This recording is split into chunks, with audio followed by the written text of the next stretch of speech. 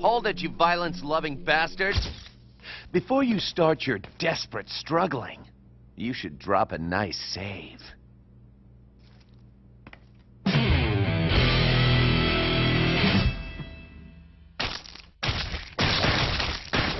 This is Brian Rao from GameZone, and for the past week I've been on a No More Heroes 2 Desperate Struggle binge. I have to say, fantastic game, one of the best brawlers on the Wii, hands down. So, of course, I've been recommending it to all my friends, and now I've got a couple people coming up to me saying, what gives? The combat is just too simplistic, and the game is too hard. It doesn't work. Okay, you gotta know the hidden moves. Think about it, it's a Suda 51 game. There's going to be video game references from start to finish, so of course it's going to have hidden moves. And we're going to go over them right now, starting with Dark Stepping. Dark Stepping isn't the most essential move to learn, but it is pretty fun to play around with. First thing you need to do is hold down the Z button. Now this will lock you onto a target and put you into a guard stance. Wait for the opponent to attack. As a split second after the attack connects, hit the control stick to the side, and if you time it properly, Travis will go into a slow motion state where he can get 3 to 5 seconds of hits in on his opponent.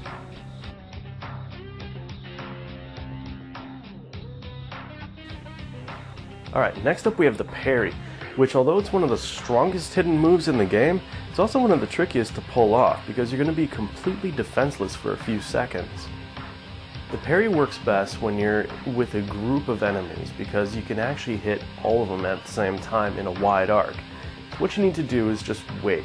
Don't hold guard, don't move or evade. Wait for an attack, and just before it connects with you, hit guard followed by a slash, and you'll go into a counterattack that just wipes the battlefield.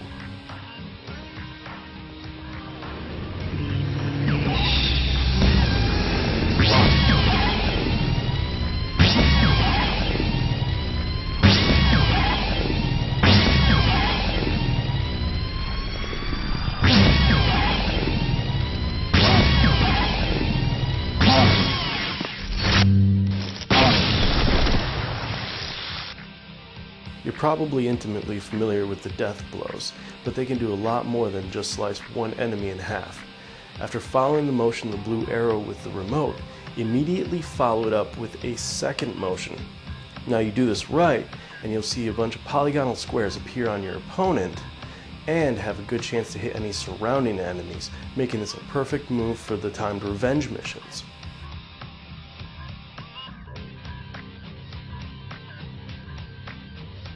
Finally, we have the rising kick and what I like to call cheating death.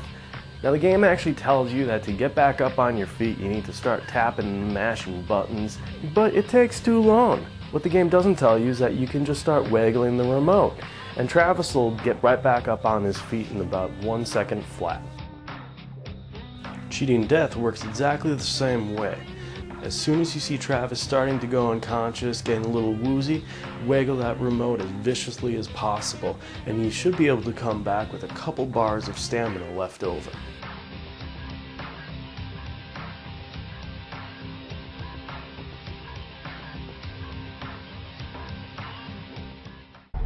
You know, you're lucky I don't have a bondage kick.